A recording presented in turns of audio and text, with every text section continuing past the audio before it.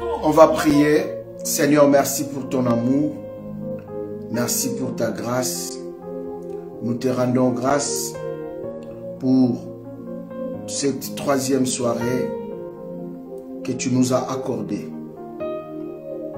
Je prie, Éternel notre Dieu, et je recommande les saints d'Israël cette soirée entre tes saintes mains.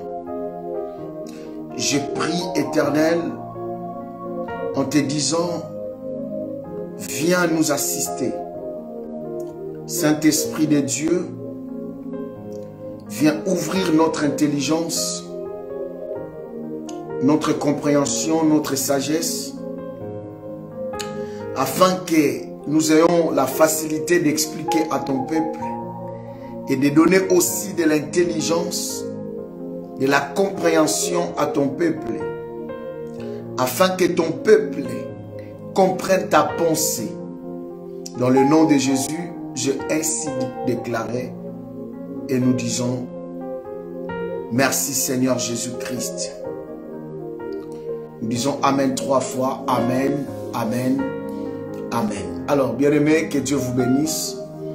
Nous voici, nous sommes là, bien-aimés, dans notre troisième soirée de ce thème que nous sommes en train de parler sur les retours des esprits des ancêtres et ses conséquences. En réalité, les détours, les longs détours que je vous fais,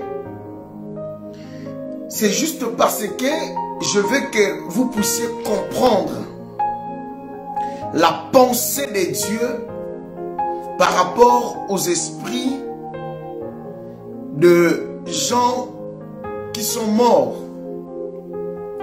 Et voilà pourquoi nous sommes en train de parler, d'expliquer, afin que tout le monde puisse avoir une même pensée et une même idée. Parce que peut-être la deuxième semaine, je vais entrer vraiment dans le vif du sujet.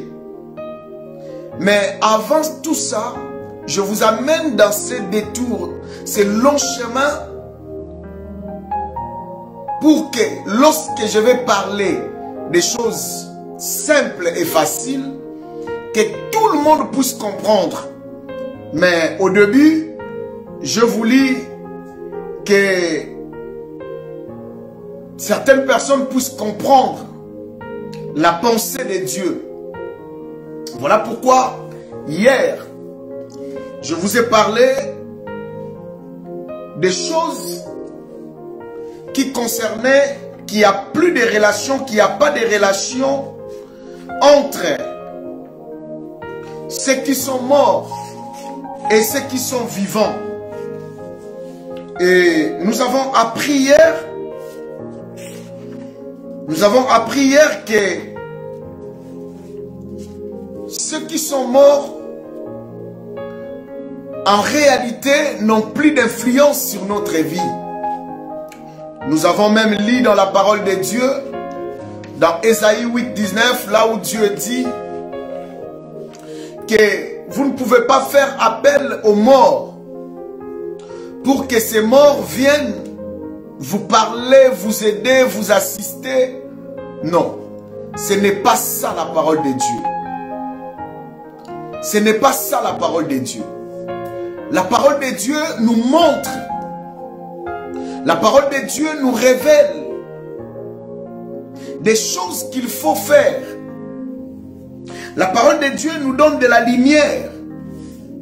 Je vous ai parlé hier que ceux qui voient des gens qui sont morts dans le rêve, j'avais expliqué et je vous avais dit, si vous avez des questions, postez vos questions et vos questions vont venir chez moi avec facilité.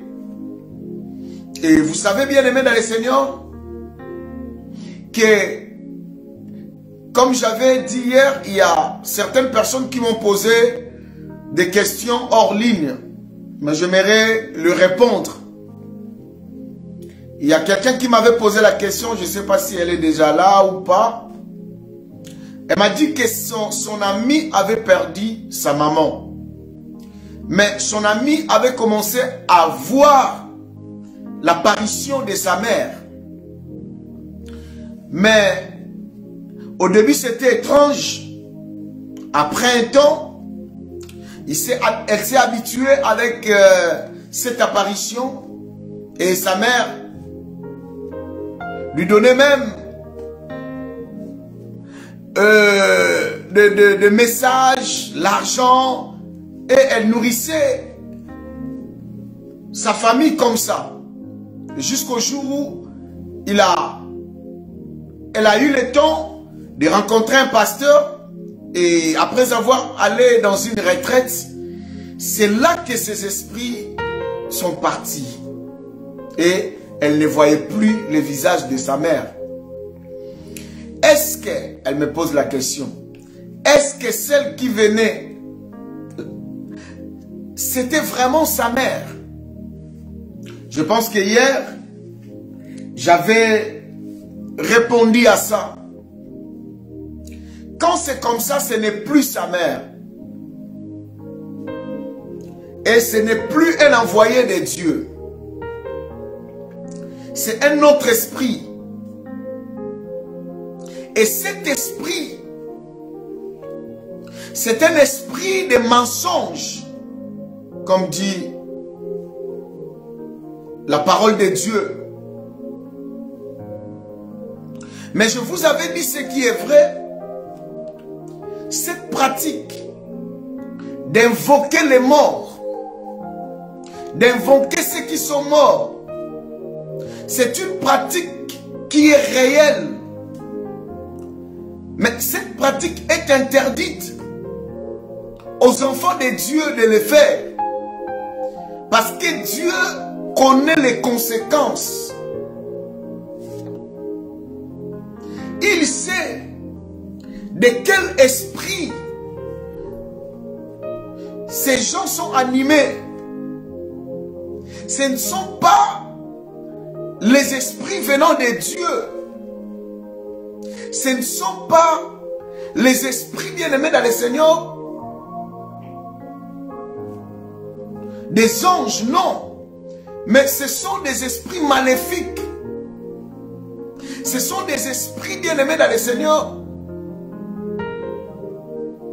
que le diable utilise.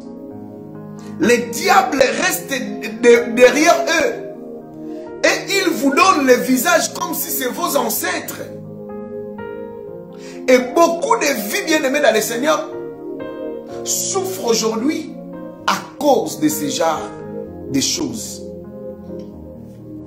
Mais laissez-moi avancer un peu aujourd'hui.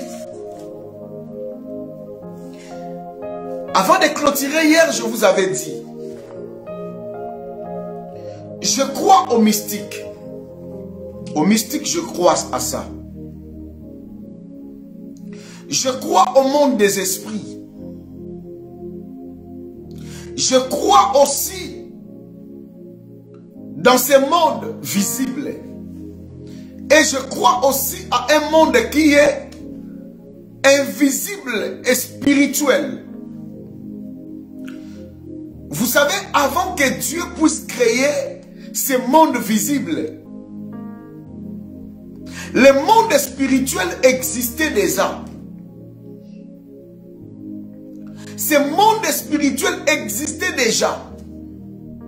La Bible dit, au commencement, Dieu créa les cieux et la terre. Lorsque la Bible dit Dieu créa les cieux, Dieu a créé un monde qui était invisible. Les cieux dont la Bible parle, ce n'est pas le ciel des oiseaux que nous voyons. C'est tout un monde. Et dans ce monde, c'est là où Dieu a créé les esprits. J'étais en train d'expliquer quelqu'un aujourd'hui en lui disant, je pense que je vous l'avais dit le premier jour, l'homme à son image. L'image de Dieu, c'est spirituel. Dieu est esprit. Il avait dit, il les a créés l'homme et la femme. C'était spirituel. Mais il devrait travailler pour matérialiser ce qu'il avait créé sur le plan spirituel.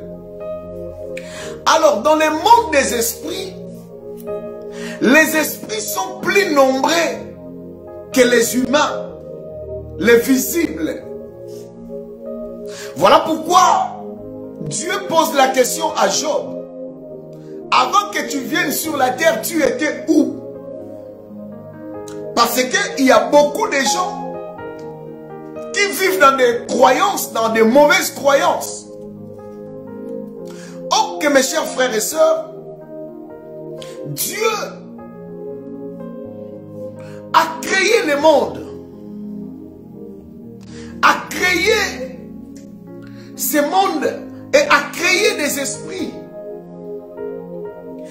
Et dans ce monde des esprits, quand il y a eu la première rébellion, Satan a balayé plus d'un quart des anges.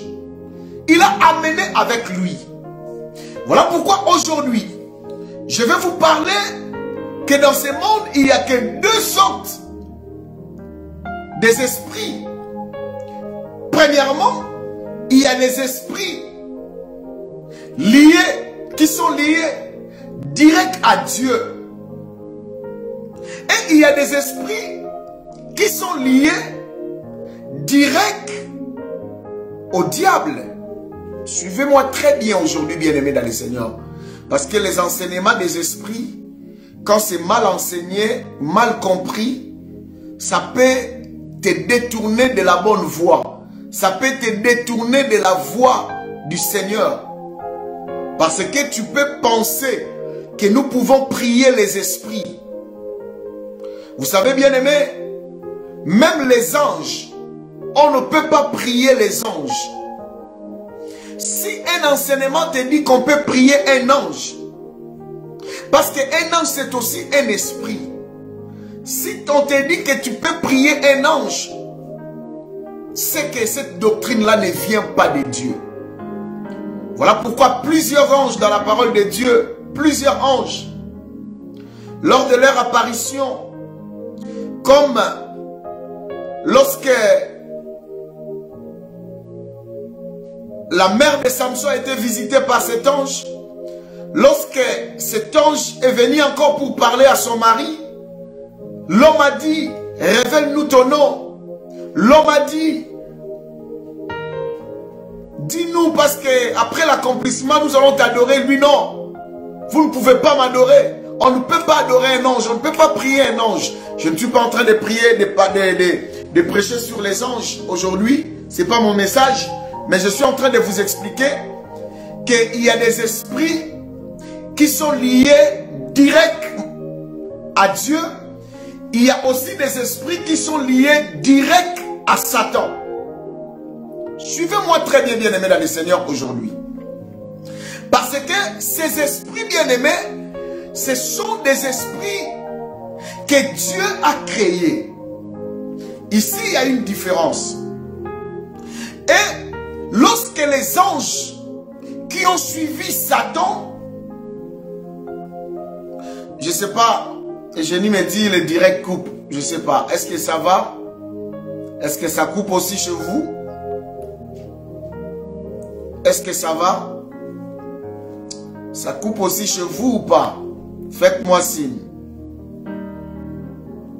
Faites-moi signe. Faites-moi signe. Est-ce que ça coupe? Non. C'est que c'est Eugénie. Vérifie ta connexion. Alors, il y a des esprits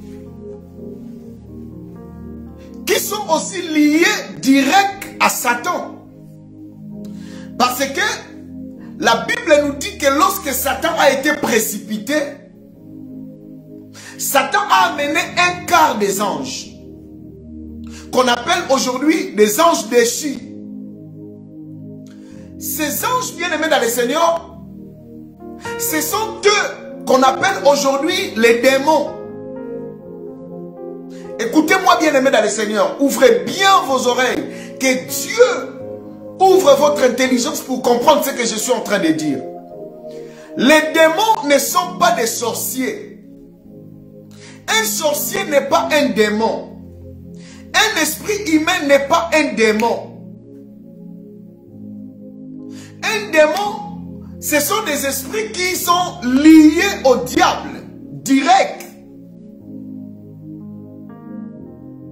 Et vous savez, là, c'est le premier sort des esprits qui sont liés au diable ou à Dieu, les anges.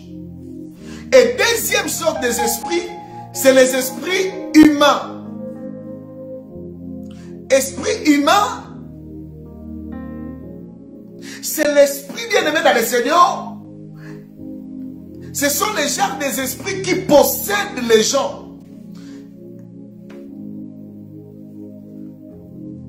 Les démons aussi possèdent les gens. Les démons possèdent aussi les gens. Lorsque vous lisez la parole de Dieu, vous allez voir que Jésus a chassé beaucoup de démons dans les corps des gens, même les apôtres. D'ailleurs, le fou de Gadara, la Bible nous parle que le fou de Gadara avait 2000 démons. Ce qui nous confirme que les esprits sont plus nombreux que les humains. Si plus de 2000 démons peuvent être dans un seul corps.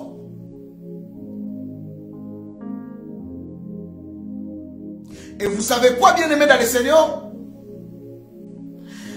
Les esprits humains, lorsque je parle des esprits humains, je suis en train de parler des esprits des gens qui sont morts.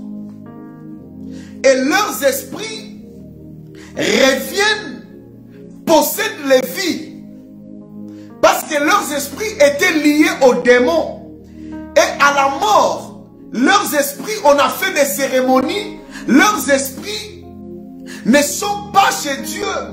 Leurs esprits sont contrôlés par les démons. Et les démons manipulent leurs esprits pour les faire revenir dans les corps des gens. Suivez-moi très bien, bien-aimés. Et ces esprits ont pour mission de posséder les corps. Écoutez, bien-aimés dans le Seigneur, par la grâce de Dieu, j'ai un ministère de délivrance. Vous savez, il y a des cas de délivrance que nous avons fait. Nous avons trouvé dans les corps des gens les esprits des grands-mères, des grands-pères, des arrière-grands-pères. Un esprit qui dit, moi je suis déjà mort. Je suis dans tel endroit, on m'a enterré dans tel endroit. Et lorsque vous faites des calculs, vous allez voir que cet esprit, la personne est déjà morte. Ça va faire plus de, je ne sais pas moi, 30 ans, 40 ans. Il y a des délivrances où nous avons fait. Nous avons vu les esprits humains dans les corps des gens. Pendant que ces esprits bien-aimés dans le Seigneur, ces gens, la personne n'a jamais vu cet homme. La personne n'a jamais vu cette femme. La personne n'a jamais vu dans sa vie. Mais cet esprit l'a possédé. Et il dit, je suis son grand-père. Je suis sa grand-mère. Je suis son oncle. Un oncle qui n'a jamais connu. Une personne qui n'a jamais rencontré dans sa vie. Mais qui possède sa vie. Cela veut dire cet esprit rentre. Cet esprit vient, manipule sa vie, dans sa famille. De la même manière, cet homme peut être possédé. De la même manière que les membres de sa famille aussi peuvent être possédés du même esprit. Voilà pourquoi lorsque je vous parlerai de comment maintenant les esprits reviennent dans le corps, reviennent dans des familles, les esprits des ancêtres là. Voilà pourquoi je vous dirai, vous allez voir des comportements de certaines personnes dans la famille. Comme une seule personne qui est déjà morte. Et souvent les parents aussi le disent. Cet enfant c'est textuellement mon père. C'est textuellement devant mon grand-père. À cause de plusieurs choses. Oh, l'ignorance est tellement mauvais, bien-aimé dans le Seigneur, tellement mauvais. Mais dans les deux cas, le premier cas, les esprits liés à Dieu, les esprits liés au diable. Ou bien deuxième cas, les esprits humains. Dans les deux cas, leur terrain, c'est le corps humain. Car les esprits, pour se rendre visibles, il leur faut un corps. Écoutez-moi bien aimé dans le Seigneur. Partout où nous sommes, il y a des esprits. Juste se connecter, c'est là que vous allez être connecté à eux. J'aime beaucoup donner cet exemple. Là où tu es, tu n'avais pas de signal. Mais lorsque le pasteur est entré en direct, tu entres, tu cherches le signal et tu te connectes. En réalité, toute personne qui est à tes côtés, qui a un téléphone Android, qui a aussi Facebook, peut aussi se connecter et me voir. Parce que là où je vous parle, au moment où je vous parle, il y a ma vidéo, il y a mon image qui circule dans l'air. Le fait de ne pas voir ou de ne pas avoir la vidéo ou de se connecter, cela ne veut pas dire, ne te donne pas droit de dire qu'il n'y a pas le signal. Cela ne te donne pas droit de dire que le pasteur n'est pas en direct. Parce qu'il faut se connecter pour me voir. De même aussi le monde des esprits. De la même manière que là où nous sommes, il y a des sons, il y a des vidéos, mais le fait de se connecter à une fréquence, pour être connecté, de la même manière aussi, il y a des esprits partout où nous sommes. Il y a des esprits bien-aimés dans le Seigneur. De la même manière, il y a des anges. De la même manière, il y a aussi des esprits humains, des esprits démoniaques qui circulent dans des rues bien-aimés dans le Seigneur. Moi, je me souviens, nous avons fait un cas de délivrance. Un enfant très, très difficile. Une fille bien-aimée dans le Seigneur, insolente, impolie, une mauvaise vie. Dans sa délivrance, l'Esprit a dit qu'il est entré, il a possédé ce corps. Cette jeune fille venait de la boîte, sortait de la boîte. Et elle s'est promenée la nuit. Et l'Esprit dit, moi on m'avait chassé quelque part. Et comme je ne veux pas aller comme ça, parce que les esprits en fait, ils n'ont pas un endroit si ce n'est pas le corps des gens. C'est Jésus qui le dit, bien-aimé dans le Seigneur. Nous allons lire la parole de Dieu. Depuis que j'ai commencé aussi, apparemment, on n'a pas encore lu la parole de Dieu. Nous devons lire la parole de Dieu, c'est très important. Très important. Très important. Très important. Très important. Nous allons lire la parole de Dieu. Dis-moi j'aime la parole. Dis-moi j'aime la parole. Nous allons lire Matthieu chapitre 12. Matthieu chapitre 12, versets 44 à 45. Matthieu chapitre 12. Matthieu chapitre 12, 44 à 45. Matthieu chapitre 12, 44 à 45. Je lis au nom du Seigneur Jésus. Alors Jésus dit, non, on commence par le verset 43. 43, pardon. 43. La Bible dit, lorsqu'un esprit impur est sorti d'un homme, il va dans les lieux arides, cherchant du repos et il n'en trouve point. C'est ça le problème, bien-aimé dans le Seigneur. Lorsqu'un esprit sort dans un corps, parce que son terrain c'est le corps, même Dieu, l'Esprit Saint cherche toujours le corps. Parce qu'un esprit doit se rendre visible. Et pour se rendre visible, il a besoin du corps. Et voilà pourquoi Jésus dit, lorsqu'un esprit impur sort, il ne trouve pas la paix là où il va. Et comme il ne trouve pas la paix là où il va, dans les lieux arides, il va dire alors, verset 44, alors il dit, je retournerai dans ma maison. Pourquoi un esprit mauvais appelle un corps sa maison? Oui, c'est parce que c'est son adresse. C'est là où il doit se rendre visible. C'est là où il doit se manifester. Écoutez-moi, bien-aimés dans le Seigneur.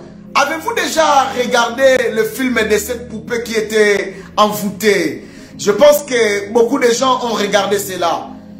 Il y a un titre qu'on appelle souvent, il y a Annabelle, mais je ne parle pas d'Annabelle, mais je parle de Chucky. Si vous avez déjà regardé ce film de Chucky, vous allez voir. Vous allez voir que sa première partie, la première partie de ce film, on nous montre un magicien qui avait pris des balles et qui mourait.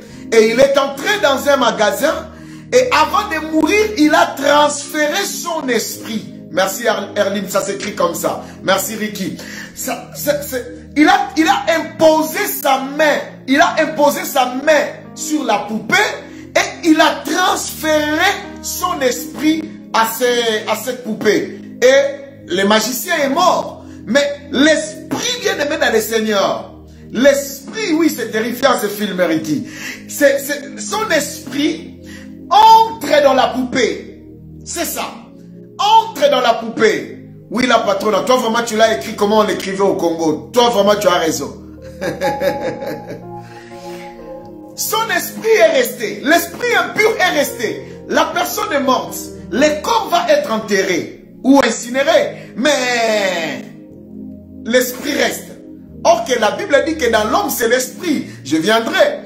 Et cet esprit qui reste dans cette poupée, l'esprit n'a pas besoin que ton corps. Parce que dans ton corps, il peut se rendre visible plus facilement. Mais un esprit peut posséder, bien aimé dans le Seigneur, ta chaise de la maison. Un esprit peut posséder les rideaux. Un esprit peut posséder ta voiture. Un esprit peut posséder les congélateurs. Un esprit peut posséder, bien aimé dans le Seigneur, les cuisinières. Un esprit peut posséder, bien aimé dans le Seigneur.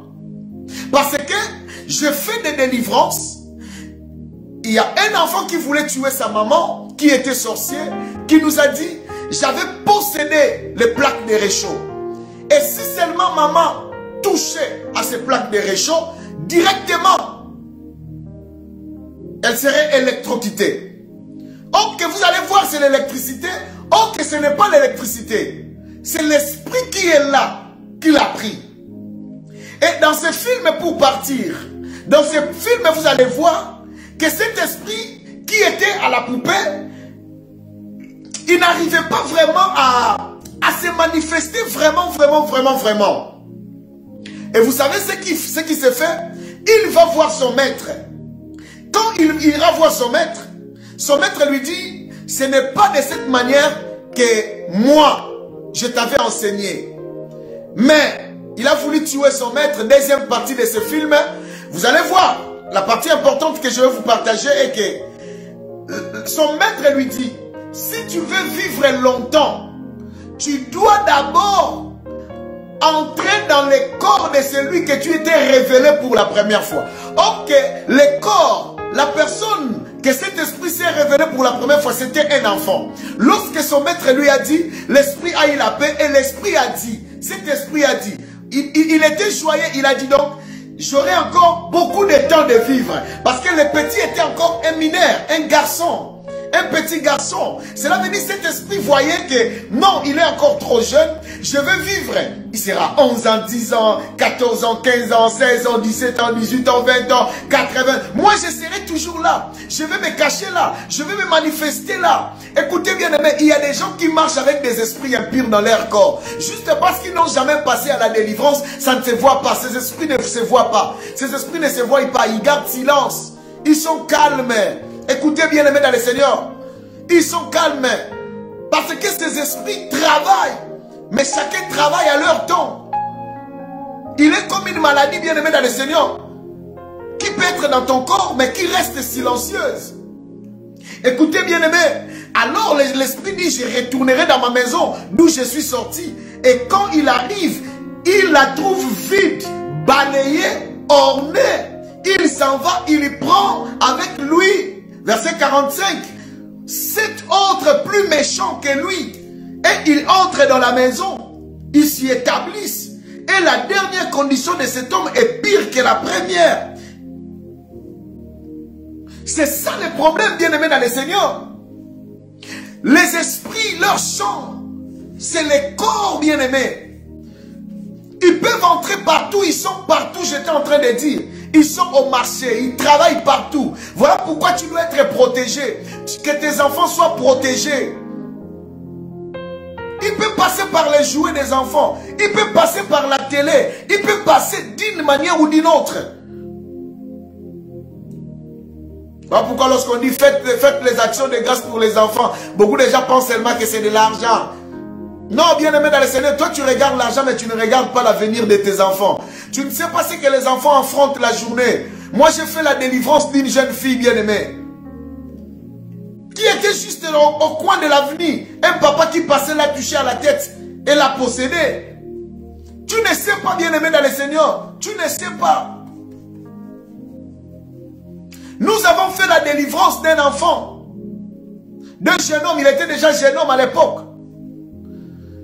La personne qui l'a possédé, il portait un esprit humain, mais c'était un esprit d'une vieille dame. Cette vieille dame se transforme à un élève de l'école, qui vient aussi à l'école comme tous les élèves. Or, que ce n'était pas un élève, c'était une vieille dame. Une vieille dame.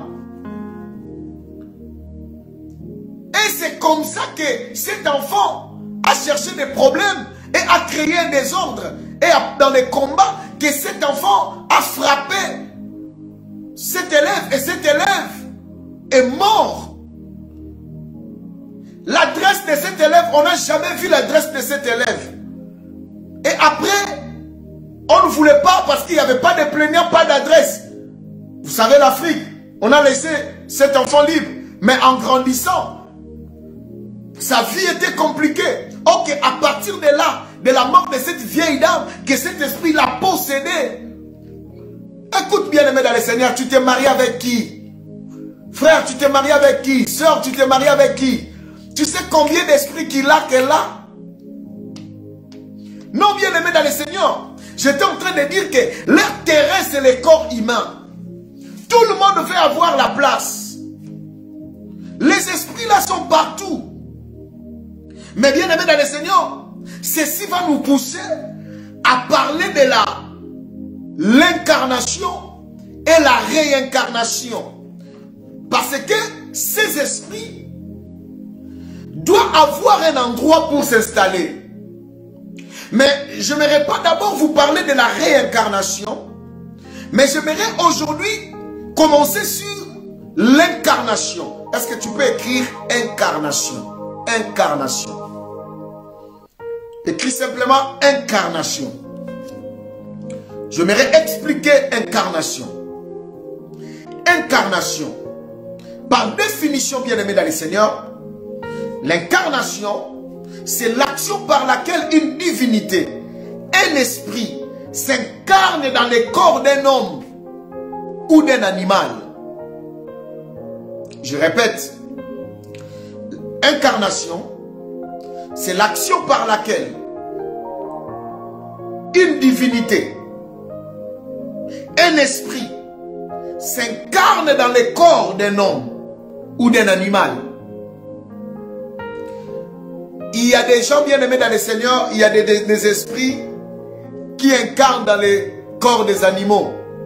Voilà pourquoi vous verrez un chien gentil manger un enfant.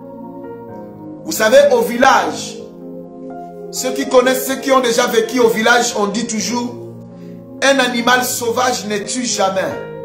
Si un animal sauvage tue quelqu'un, c'est qu'il était possédé d'un esprit. Voilà pourquoi il y a des animaux qui ont été possédés et qui ont mordu les gens, qui ont bouffé les gens, parce qu'ils étaient possédés. La science aura toujours une explication à donner, mais la spiritualité aussi compte.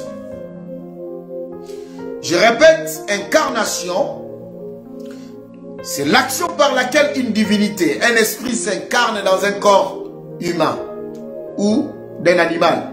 Deuxième définition, action de s'incarner, c'est-à-dire prendre corps. C'est représenter sous forme concrète ou une entité physique. Je répète la deuxième définition. Action de s'incarner, c'est-à-dire prendre corps. C'est représenter sous forme concrète ou se rendre visible ou une entité physique. C'est ça ce qu'on appelle incarnation.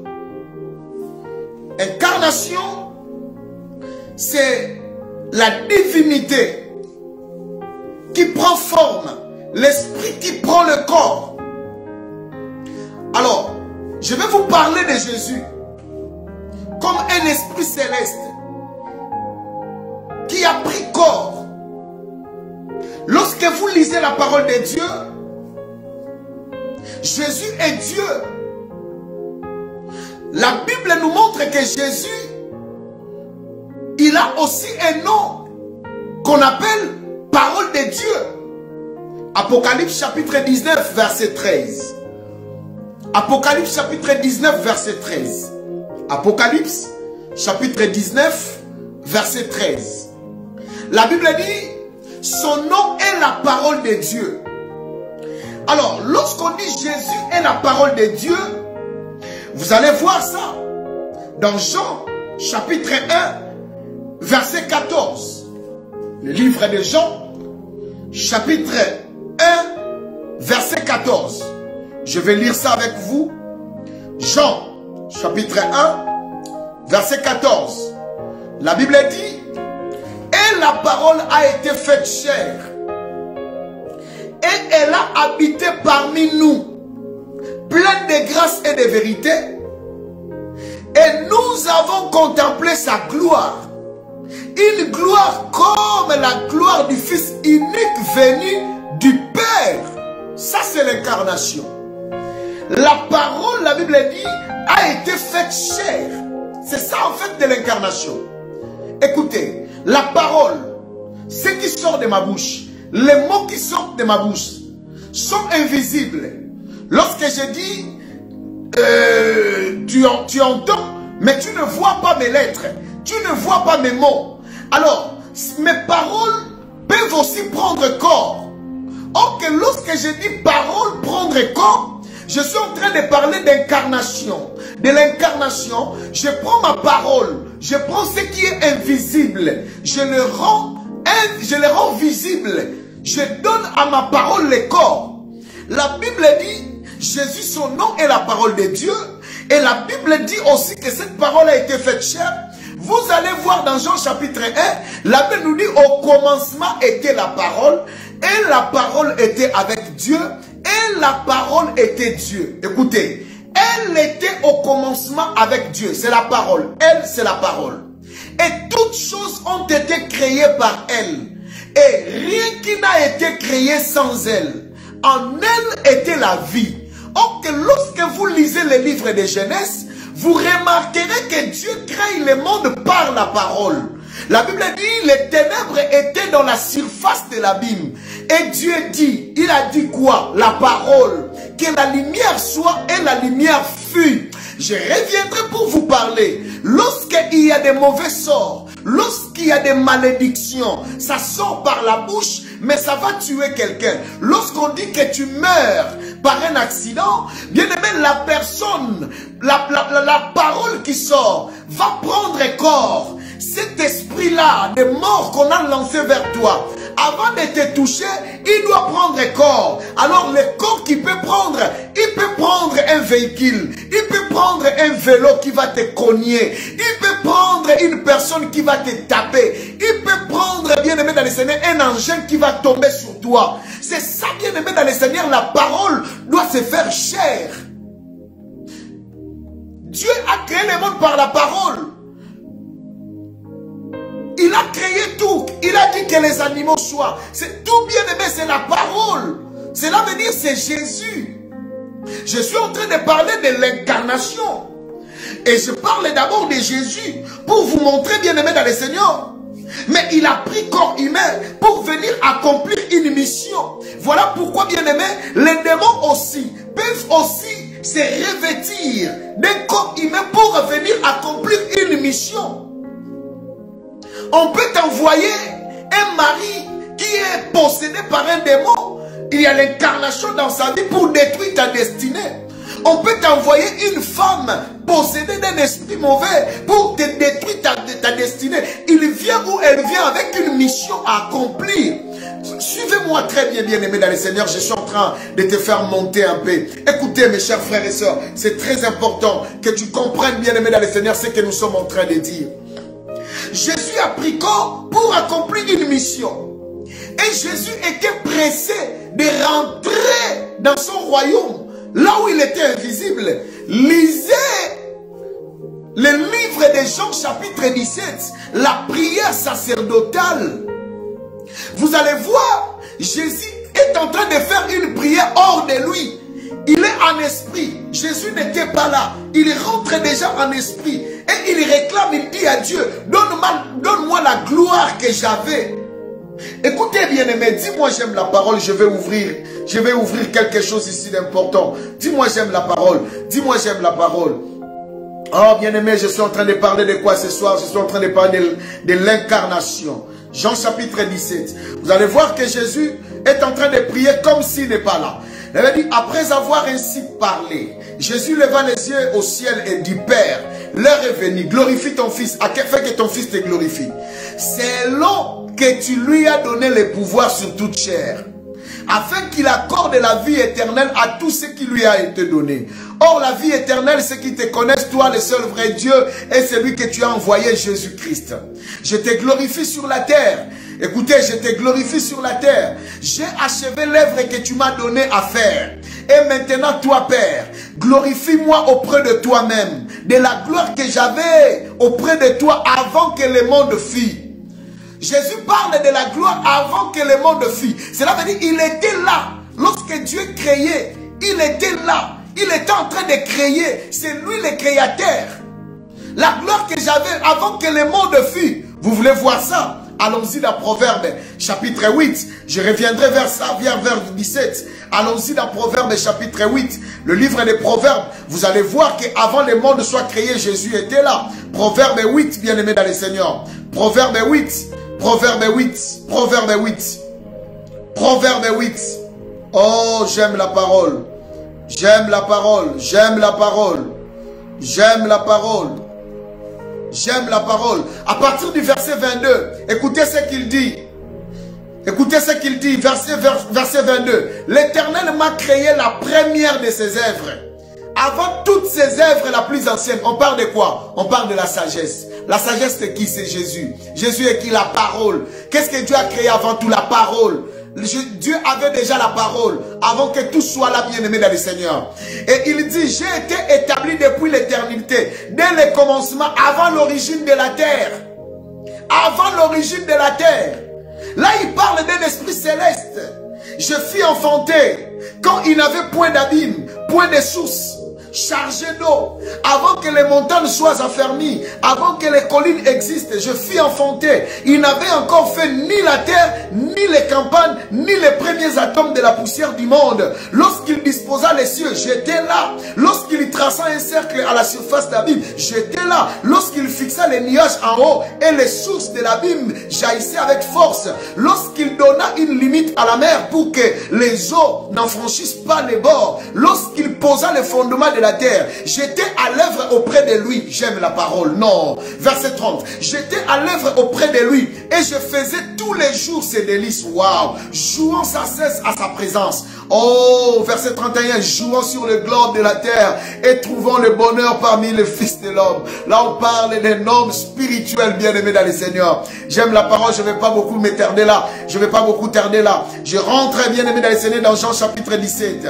Dans Jean chapitre 17, vous allez voir, Jésus est en train de parler et il est en train de dire, verset 6, je fais connaître ton nom aux hommes que tu m'as donné. Ils étaient à toi et tu me l'as donné. Et ils ont gardé ta parole. Ta parole. Maintenant, ils ont connu que tout ce que tu m'as donné vient de toi. Car je les ai donné les paroles que tu m'as données. Et les ont reçus et ils l'ont vraiment connu que je suis sorti de toi. Waouh! Et ils ont cru que tu m'as envoyé. C'est pour eux que j'ai pris. Je ne prie pas pour le monde, mais pour ce que tu m'as donné, parce qu'ils sont à toi. Verset 11, il dit, je ne suis plus dans le monde, et ils sont dans le monde. Ici, Jésus est déjà parti. Jésus n'est plus là. Et je vais à toi, Père Saint, garde ton nom, ce que tu m'as donné, afin qu'il soit un comme toi, comme nous. Il dit, lorsque j'étais avec eux dans le monde, il parle dans le passé. Cela veut dire son présent, il n'était plus là. Il était déjà dans l'esprit, emporté dans l'esprit. Il est déjà rentré dans son royaume. Elle est enlevée, bien-aimé dans le Seigneur. Il parle dans le passé, lorsque j'étais dans le monde, pendant qu'il est encore dans le monde. Oh, bien-aimé dans le Seigneur, laissez-moi avancer un peu. Je ne vais pas tarder là. Donc, Jésus est venu comme un esprit céleste pour accomplir une mission. Parce que ces versets, nous voyons l'incarnation. Dieu s'est fait homme. Car depuis que l'homme avait péché, suivez-moi très bien, depuis que l'homme avait péché dans les jardins d'Éden, Dieu cherchait des voies et moyens pour s'incarner, pour sauver l'homme. Pour sauver l'homme. Dans le livre d'Ésaïe, la Bible dit, la Vierge sera enceinte et elle enfantera un fils et on l'appellera Emmanuel, qui veut dire Dieu parmi nous. Ésaïe chapitre 7 verset 14. Pardon, Ésaïe chapitre 7 verset 14. On l'appellera, la Bible dit on l'appellera. Imaginez-vous bien aimé dans le Seigneur. On l'appellera Emmanuel, Dieu parmi vous. Ésaïe a prophétisé 4 siècles avant l'arrivée de Jésus. Cela veut dire Dieu sera parmi vous. Ce Dieu ne viendra pas en esprit. Comme la Vierge tombera enceinte, cela veut dire cet esprit-là, Dieu va incarner dans un enfant. Et il naîtra. Suivez-moi très bien. Dans la lumière de la parole de Dieu, nous remarquons que Dieu s'incarne déjà. Il essayait de s'incarner dans la vie de nos patriarches. Lorsque je parle de nos patriarches, je parle des patriarches bibliques, bien aimés dans le Seigneur. Mais il ne manifestait pas pleinement parce que les hommes étaient faillibles. Ok, Dieu est saint. Pour s'incarner dans le corps de quelqu'un, il faut que la personne soit sainte. Et dans l'ancienne alliance, Dieu cherchait des voies et moyens pour s'incarner afin de sauver l'humanité. Mais il a essayé, mais il n'arrivait pas, bien aimé dans le Seigneur. Lorsque Dieu envoya la loi par Moïse, vous allez remarquer, nous allons voir cela, bien aimé. Nous voyons ce que les théologiens appellent la théophanie. La théophanie, c'est-à-dire l'apparition de Dieu avant les temps.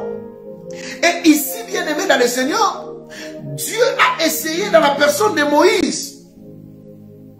Et Moïse, bien aimé dans le Seigneur, dans l'ancienne alliance, dans l'ancien testament, nous révèle aussi la présence de Christ avant son incarnation à 100%.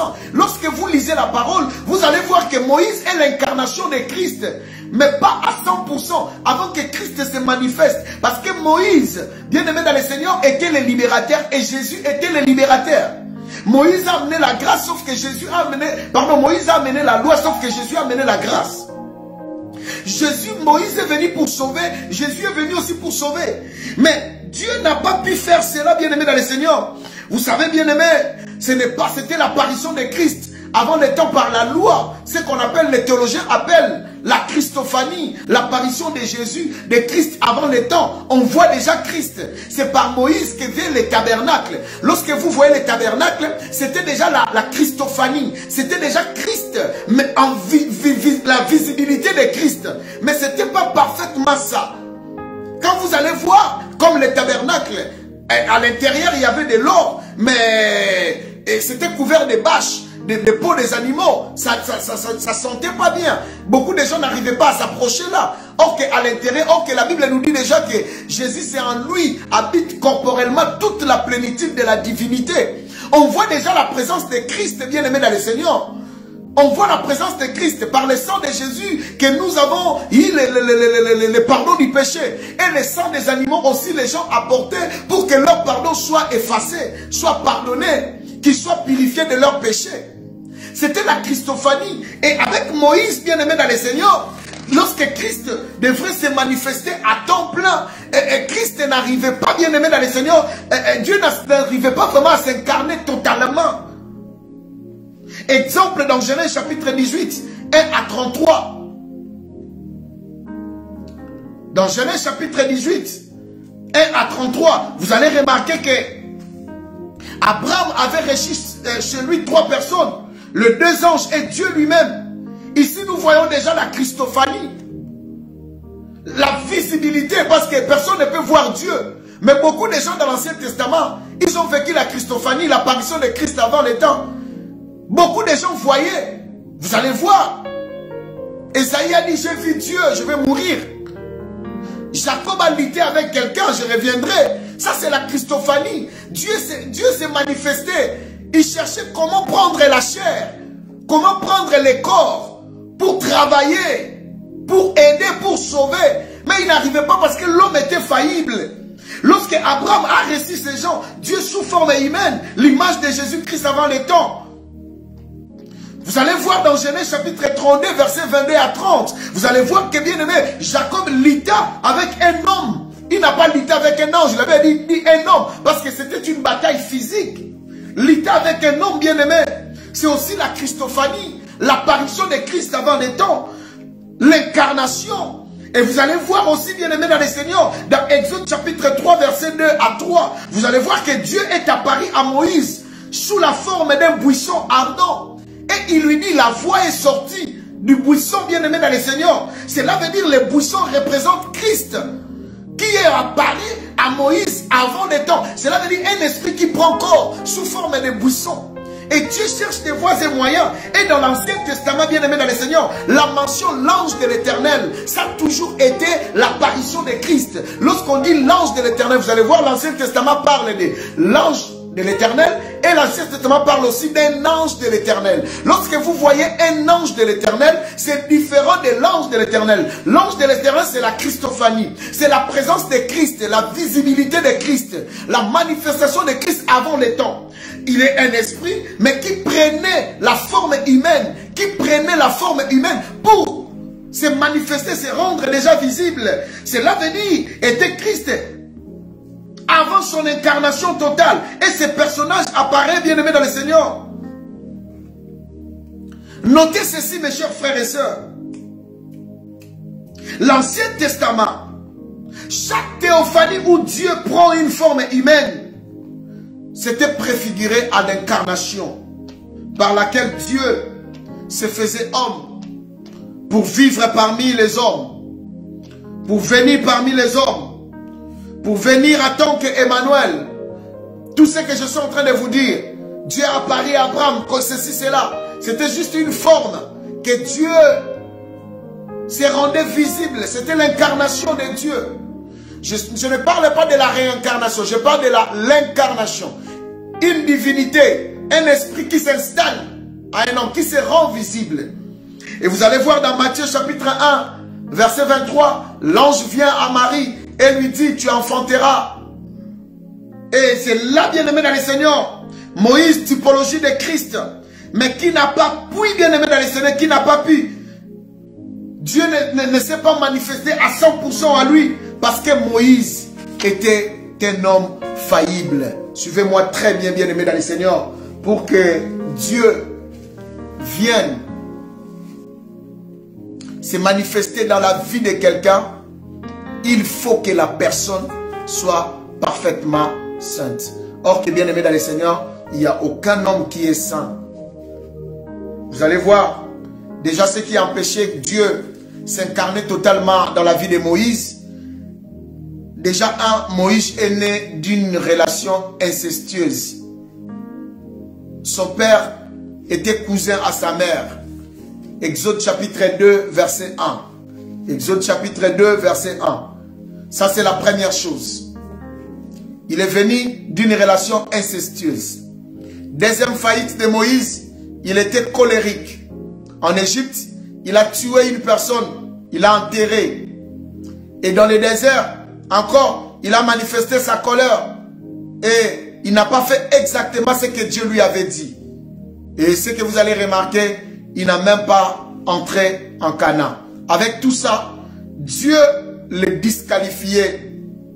Et il n'a même pas lui-même entré dans la terre promise. Différent de Jésus, qui a accompli sa mission, sauver le monde, faire sortir l'humanité dans les péchés, et entrer pour nous, il est rentré pour nous préparer une place.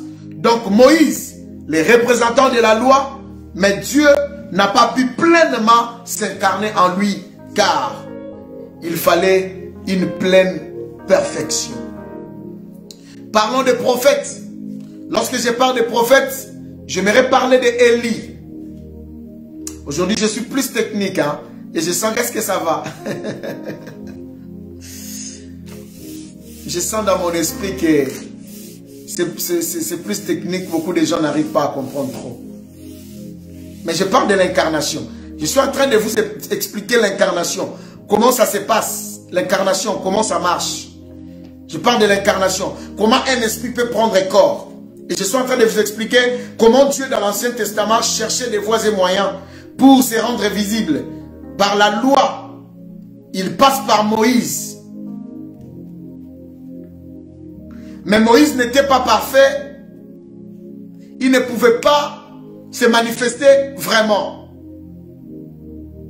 Et parlons des prophètes. Élie était aussi une personne faillible. Un grand de ses défauts, bien aimé dans le Seigneur, c'était la peur. Élie, c'était un homme peureux, malgré l'onction qu'il avait. C'est pourquoi il est allé même jusqu'à demander la mort. Donc Dieu ne pouvait non plus s'incarner totalement en lui. Parce que lui-même a arrêté sa mission et il a même demandé la mort. Alors de telles personnes, Dieu ne pouvait même pas s'incarner en eux. Après les prophètes, nous voyons David. Ah ouais, vous commencez à vous perdre un peu. C'est très chaud. Ah là là là là là là là là là là là là là là. Aïe. Là, je suis plus technique, hein. C'est très difficile. C'est la nourriture des aigles maintenant. C'est la nourriture des aigles. Je parle de l'incarnation. Je ne sais pas comment je vais me rabaisser pour vous faire comprendre cela. Donc Larry, tu as la constipation spirituelle. Ah, c'est chaud. Bon. Donnez-moi quelques minutes. Je vais vous donner certains fruits qui va enlever la constipation spirituelle. Ouais, c'est normal. Je suis technique, moi-même, je le sais. Il faut avoir un niveau de connaissance pour accéder facilement à ce que je suis en train de dire. Mais je vais vous aider à comprendre, je le sais. Je sais. Moi-même, je l'ai senti. Voilà pourquoi je vous ai dit. Je sais comment je vais l'amener afin que vous ayez une idée de ce que je suis en train de dire. Alors, je reprends encore un peu. Je dis l'incarnation. C'est l'esprit d'une divinité qui prend chair, qui se rend visible dans un corps. Je vous donne un exemple pour comprendre. Ici,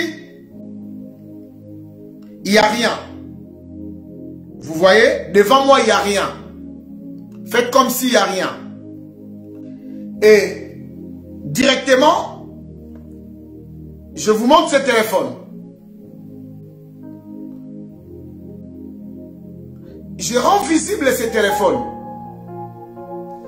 Alors, faites comme si moi j'étais un esprit. Maintenant, j'ai envie de me rendre visible. Alors, je dois chercher un corps pour s'incarner dans ce corps. C'est pourquoi l'incarnation, par définition, je dis, c'est une divinité, un esprit qui prend corps. Et je suis en train de vous parler que Jésus, comme un esprit céleste, avait pris corps. C'est pourquoi Marie, c'est par elle que Jésus est venu. Mais Dieu, depuis l'Ancien Testament, il cherchait des voies et moyens pour se rendre visible. Alors, dans ces voies qu'il cherchait, voilà pourquoi il apparaissait visiblement sous forme humaine dans la vie de nos patriarches. Moïse, les buissons qu'il avait vus dans Exode chapitre 2, c'était l'incarnation de Dieu. Dieu s'est rendu visible pour qu'il parle avec Moïse par ses buissons.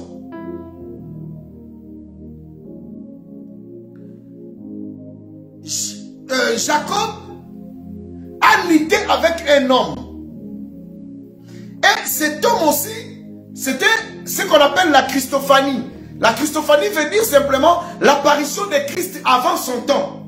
Dieu s'est rendu visible pour lutter avec cet homme. Vous comprenez? Je pense que là, je me suis rabaissé. Et vous allez voir que Dieu faisait de son mieux pour apparaître. Les rochers que Moïse a frappé pour la première fois. Et la deuxième fois, c'était l'apparition de Christ, la Christophanie. Les rochers qui donnaient à Israël l'eau à boire, c'était Christ. L'apôtre Paul dit, les rochers qui suivaient Israël, c'était Christ. Mais à l'époque, eux, ils voyaient qu'un rocher qui leur donne de l'eau. Or que ce rocher était l'apparition de Jésus. Un esprit céleste qui prend corps. Mais sous forme visible, c'est les rochers. Voilà ces rochers qui donnent de l'eau. Or que ce qui donne l'eau, c'est une source. Mais un rocher qui donne l'eau, bien aimé dans le Seigneur, c'est un paradoxe. Et l'apôtre Paul dit que ces rochers, c'était Christ. Voilà pourquoi, lorsque la deuxième fois, Dieu a dit à Moïse de ne plus frapper les rochers, de parler aux rochers. Parce que dans la révélation de Dieu, Dieu savait que ces rochers étaient Christ. Pour la première fois, quand Dieu a dit à Moïse de frapper, c'était l'image que Jésus va venir. Les premiers rochers, c'était Jésus. Jésus qui devrait mourir à la croix. De Jésus qui devrait être frappé, humilié, monter et mourir à la croix. C'est pourquoi Dieu avait dit à Moïse de frapper pour la première fois. Mais pour la deuxième fois, Dieu n'a pas dit à Moïse de frapper. Dieu a dit à Moïse de parler aux rochers. Parce que les rochers ne devraient pas être frappés deux fois. C'était l'image que Jésus ne devrait pas souffrir deux fois. Et Moïse, au lieu de parler, il a frappé. Aujourd'hui, on ne frappe plus Jésus lorsqu'on a besoin de quelque chose. On demande. Car il dit, tout ce que vous demanderez à mon nom. C'est les rochers. À l'Ancien Testament, c'était l'incarnation de Christ, la Christophanie. L'apparition de Jésus déjà avant le temps. C'est-à-dire, Dieu cherchait des voies et moyens pour sauver l'humanité. Il essayait déjà de s'approcher des hommes. Il cherchait des moyens pour vivre avec des hommes, pour sauver les hommes, pour accompagner les hommes. Voilà pourquoi Esaïe dit qu'on l'appellera Emmanuel, Dieu parmi nous, lorsque la jeune fille tombera, la Vierge tombera enceinte dans Esaïe chapitre 7, verset 14. L'apparition de Christ avant les temps. Je pense que là, jusque-là, ça va. Je me suis rabaissé un peu. J'ai diminué aussi la vitesse. Je pense que jusque-là, ça va. Et j'ai dit, Dieu n'arrivait pas à sauver le monde parce qu'il a voulu entrer à Moïse, mais Moïse était faillible. Dieu ne pouvait pas se manifester, s'incarner à Moïse à 100%. De même le prophète Élie. Et à David également. Dieu a voulu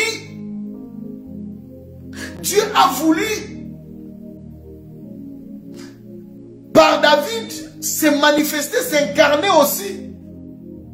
Et nous voyons David est en train d'exercer deux travails.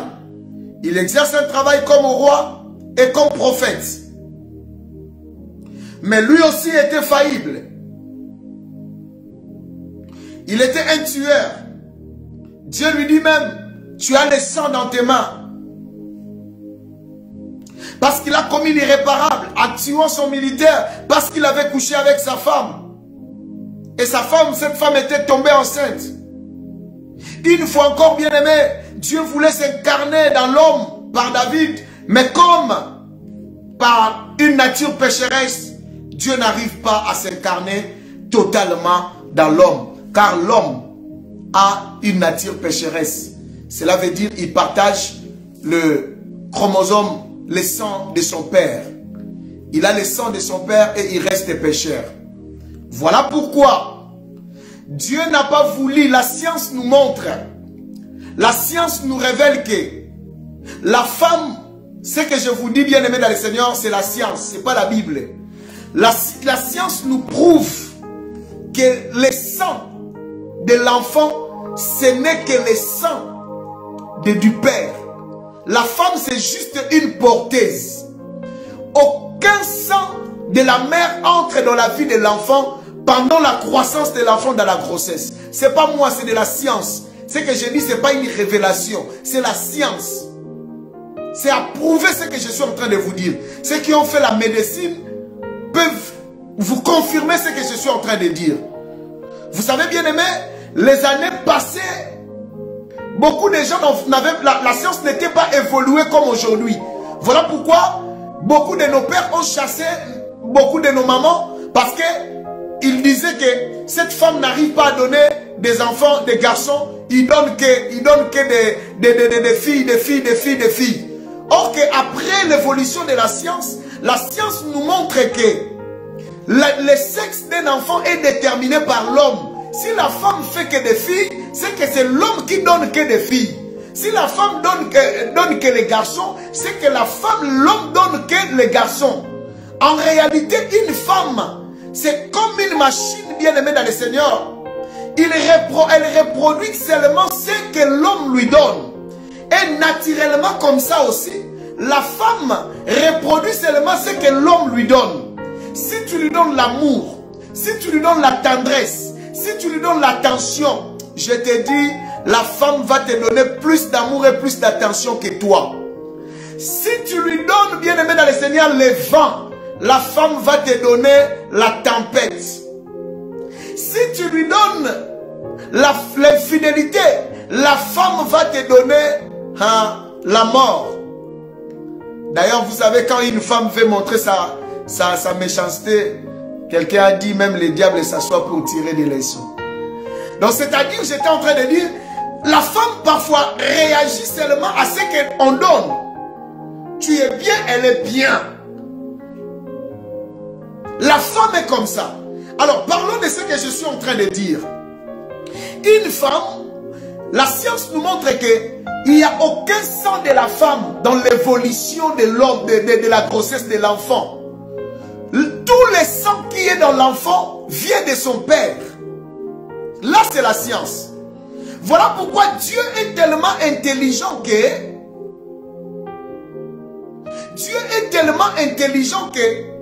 il n'a pas voulu que Jésus puisse venir avoir un père terrestre. C'est pourquoi Dieu a pris une vierge, une femme qui n'a jamais connu un homme. C'est par là que Jésus va naître. Cela veut dire Jésus avait le sang céleste. Il n'avait pas le sang de la nature pécheresse. Parce que tous les humains sont défaillibles, parce qu'ils portent le sang de leur père. Le sang de leur père, le sang du péché. C'est ça le vrai problème. D'ailleurs, David lui-même dit, ma mère m'a conçu dans l'iniquité.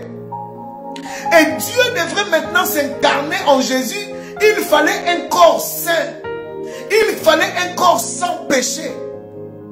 C'est pourquoi, dans l'Ancien Testament, la Bible nous dit que l'agneau que les enfants d'Israël devraient tuer en Égypte devrait être des agneaux sans tache. Cela veut dire sans défaut. Et pour que cet anneau soit confirmé, on le gardait pendant 3 jours. Après là, on tuait l'agneau. C'est pourquoi on a arrêté Jésus. Avant de tuer, avant que Jésus meure, il a failli 3 jours. Entre aller chez Hérode, aller, c'était 3 jours. C'est pourquoi les jours où on le tue, les militaires qui étaient là, ils confirment la sainteté de Jésus comme l'agneau. Et il dit, les militaires qui étaient là, il dit que réellement cet homme était juste. Il a confirmé que l'agneau était saint.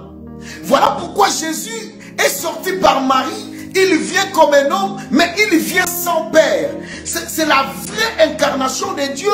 Dieu passa par Marie en prenant la forme humaine. Jésus était 100% Dieu et 100% homme pour accomplir la mission. Donc nous avons compris que l'incarnation, c'est lorsque la divinité s'incarne dans l'homme. Lorsque la divinité s'incarne dans l'homme, nous avons compris cela, bien-aimé dans le Seigneur. Dieu passe par Marie pour sortir, pour venir avec un corps saint. Il s'incarne, il prend la forme humaine. Voilà pourquoi, bien-aimé dans le Seigneur, dis-moi j'aime la parole, nous allons lire. Dis-moi j'aime la parole. Dis-moi j'aime la parole. Dis-moi j'aime la parole. Nous allons lire. Jean chapitre 14 verset 8. Jean chapitre 14 verset 8. Jean chapitre 14 verset 8. Jean chapitre 14 verset 8. Écoutez ce que la Bible dit. Philippe lui dit, Seigneur, montre-nous le Père et cela nous suffit. Verset 9. Jésus lui dit, il y a si longtemps que je suis avec vous et tu ne m'as pas connu. Philippe, celui qui m'a vu a vu le Père. Comment dis-tu montre-nous le Père? Là c'est un mystère. Jésus confirme sa divinité. Il confirme que je suis le Père dont toi tu veux chercher. Sauf que je porte le corps humain. Je porte le corps humain, pardon. Il lui confirme sa présence que je suis le Père. Comment tu nous dis encore montre-nous le Père? Le Père s'incarne en moi. Donc c'est moi qui ai le Père. Celui qui m'a vu a vu le Père. Voilà pourquoi les prophètes dans l'Ancien Testament, ils disaient, ainsi parle l'Éternel. Mais Jésus ne disait pas ainsi parle l'Éternel. Il disait, en vérité, je vous l'ai dit. Parce que c'est lui dont les prophètes ont annoncé, c'est lui qui est là maintenant. C'est lui qui a envoyé un ange. Voilà pourquoi à la piscine de Bethesda, l'homme de 38 ans, il lui a dit, veux-tu être guéri? Cet homme pensait avoir quelqu'un qui devrait lui jeter dans la piscine. Or que celui qui était là, il était plus qu'un ange, plus que la piscine, parce que c'est lui qui a envoyé cet ange. C'est lui-même qui est venu. C'est ça l'incarnation, bien-aimé dans le Seigneur. Bien-aimé, notez ceci. Pas seulement Dieu qui peut s'incarner. Les diables aussi, bien-aimés dans le Seigneur, s'incarnent dans la vie de beaucoup de gens pour manifester ses œuvres. Lisons les derniers versets. 1 Jean chapitre 2 verset 18. 1 Jean chapitre 2 verset 18. 1 Jean chapitre 2 verset 18. 1 Jean chapitre 2 verset 18.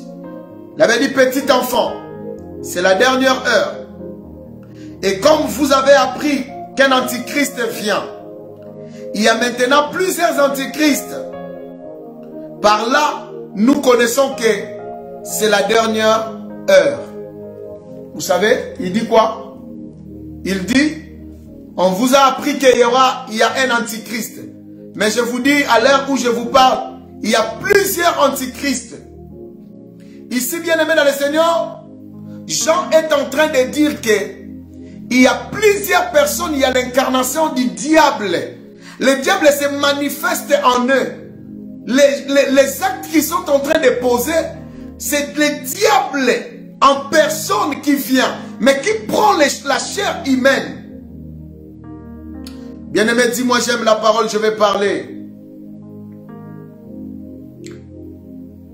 Dis-moi, j'aime la parole, je vais parler. Vous savez, bien-aimé dans le Seigneur, le diable incarne la vie d'une personne. C'est l'esprit du mal qui agit dans la personne. Vous savez, dans l'histoire de l'humanité, mes chers frères et sœurs, il y a eu des gens que le diable s'incarna en eux pour faire du mal aux autres. Dieu, lorsqu'il s'incarne, il prend la forme humaine pour accomplir une mission. Il s'est incarné en Jésus. Un esprit céleste qui a pris corps. Mais maintenant, le diable aussi s'incarne. C'est de l'esprit du mal. Comme Hitler. Hitler, c'était l'incarnation du diable bien-aimé dans le Seigneur. Le diable s'était incarné dans la vie de cet homme. Le diable s'incarne. Il y a des gens bien-aimés dans le Seigneur. Des gens comme Bill Gates. Le diable s'incarne, l'esprit du mal s'incarne. Voilà pourquoi ces genres de personnes n'ont pas de cœur. Ils s'en foutent des millions de morts. Écoutez-moi, bien-aimés dans le Seigneur. Je sais que je parle beaucoup. Je sais que je suis en train de beaucoup parler, mais cet enseignement est très important. Je n'ai pas voulu aller directement aux choses simples, faciles pour vous parler. Mais j'ai voulu vous amener dans la révélation, un long détour pour vous amener là où je veux. Que vous puissiez comprendre. Là, je parle du monde des esprits. Et le monde des esprits est vaste. Donc, il fallait que je puisse vous donner l'essentiel aussi. Voilà pourquoi, à partir de demain, je vais parler maintenant de la réincarnation. Et c'est la réincarnation qui nous approche maintenant au retour des esprits des ancêtres.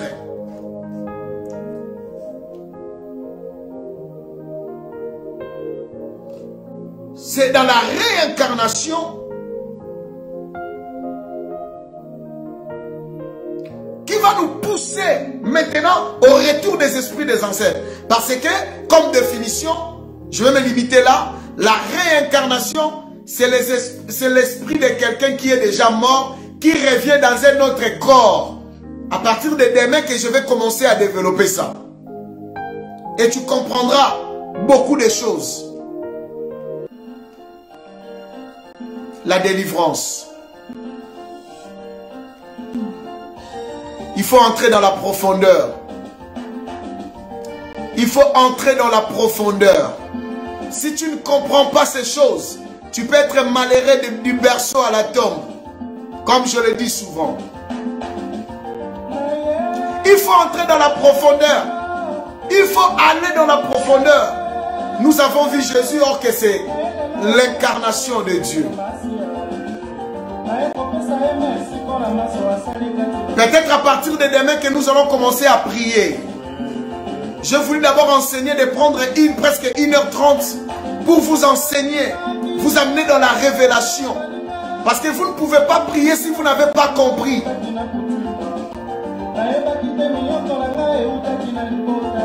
Tu souffres mais tu ne connais pas la vraie cause de ta souffrance. Voilà pourquoi nous sommes là.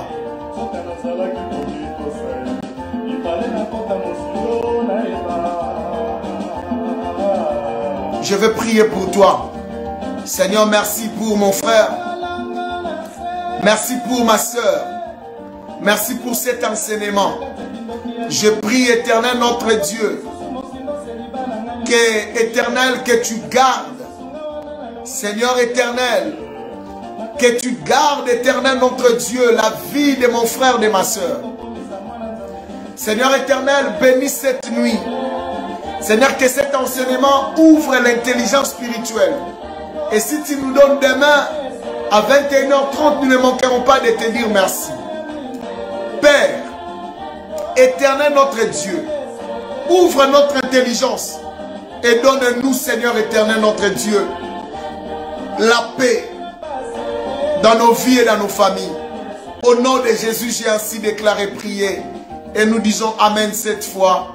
Amen, Amen, Amen, Amen, Amen, Amen, Amen. Que Dieu vous bénisse.